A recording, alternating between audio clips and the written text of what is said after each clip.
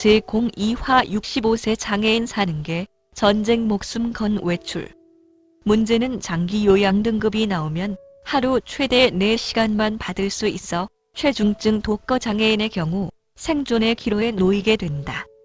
이에 전국장애인차별철폐연대는 만 65세 연령 제한 문제는 현대판 고려장이라면서 지난해 8월 중순부터 릴레이 단식, 9월 4일 중증장애인 당사자 3인에 대한 긴급 구제 요청 등을 진행했다.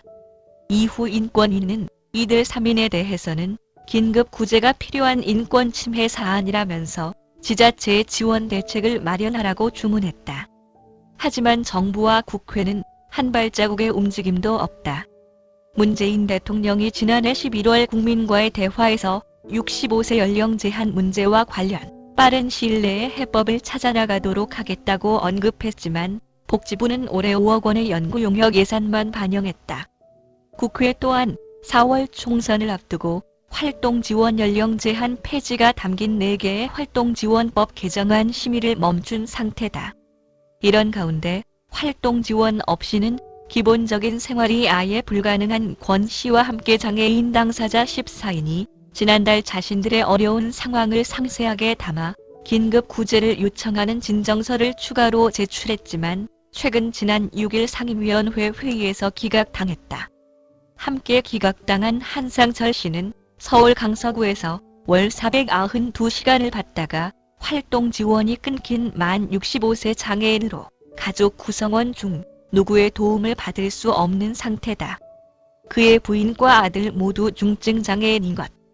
한 씨는 장기 요양으로 넘어가지 않으면 안 된다는 압박에 장기 요양 등급을 받았는데 그에 대한 스트레스로 인해 위궤양 천공이 와서 병원 중환자실에서 15일간 입원하기도 했다.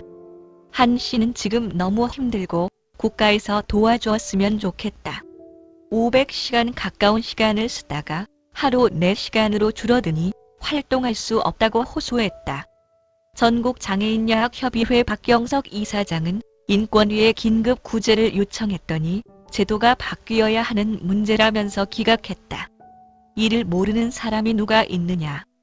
법을 개정해야 하는데 국회가 심의하지 않고 있지 않다면서 장애인이 신종 코로나도 아닌데 왜 65세가 넘었다는 이유로 격리당해야 하냐.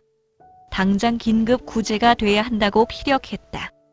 공익인권법 재단 공감 염영국 변호사는 지난 1월 활동지원에서 강제로 장기 요양으로 넘어가는 활동지원법 5조가 헌법에서 보장하고 있는 행복추구권 등을 위반하고 있다는 취지의 소송을 제기한 상태라면서 국가가 최소한 인권국가, 복지국가라고 한다면 생존 위협을 받는 상황을 조속히 막아달라고 강조했다.